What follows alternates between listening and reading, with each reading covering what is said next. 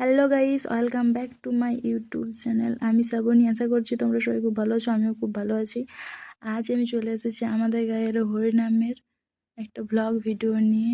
সবাই সেজে গুজে দেখতে যায়, আর আমি দেখো বিনা সেজে চলে গেছি। এই দেখো একটা দোকান বসেছে, চুড়ি মালা সব ছিল না, বাচ্চাদের খেলনা গাড়ি এসব ছিল। দেখে নাও তোমরা। ভাইপো কিছু জিজ্ঞেস করছিল বাচ্চা।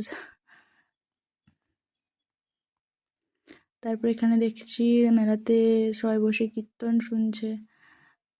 এই দেখো, তখন সবে 7টা বাজে, বেশি লোক হয়নি। আমি 7টার সময় গিয়ে করেছিলাম। এটা আমার একটি কাকুর মেয়ে, ও যাচ্ছিল। ওখানে কীর্তন হচ্ছে, দেখতে পাচ্ছ তো। এটা আমাদের মেলাটা, যেটা মঞ্চ। এই ছবিটা আমাদের করেছিল কিনা গোপালের মাখন চুরি। ছোটোবেলাতে আমরা কার্টুনে দেখতাম, আর আজ রিয়েল লাইফে দেখলাম মূর্তি স্ট্যাচুতে। তারপর ছিল কি না, কৃষ্ণ যখন হয়েছিল তখন ওর বাবা ওকে নিয়ে যাচ্ছিল নন্দরাজার কাছে রাখার জন্য। সেটাই করেছিল আমাদের একটা ডোবার জলে। আমি ভিডিওটা করে নিয়েছি, ক্লিপটা। তারপর ছিল কি না রাধা কৃষ্ণের ঝুলন যাত্রা। সম্ভবত এটা দোলের সময় হয়। আর এটা করেছিল আমাদের পুরোনো বাড়ির পাশে। তারপরে দেখি না, এটা ভজন কীর্তন করেছিল বিকেলবেলা। যদিও আমার ভিডিওগুলো আগে পরে পরে দেওয়া হয়ে গেছে, তো প্রথমবার এডিট করছি না, তো ভুল হতেই পারে।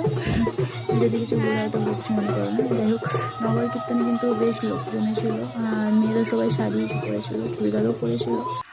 তারপর দেখো চলে এসেছি আবার রাতের বেলা নিয়ে। এখানে দেখাচ্ছিলাম যে আমি কতটা ঘেমে গেছি, মানে প্রচুর গরম করছিলো। এটা আমার ভাইপো, ছোটো ভাইপোকে বলছিলাম যে পোজ দেয়, ও দিচ্ছিল না।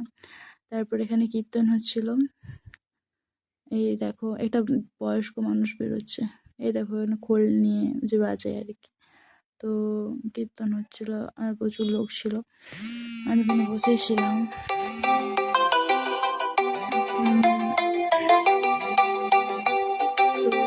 তো এরকম কীর্তন দেখতে কার কার ভালো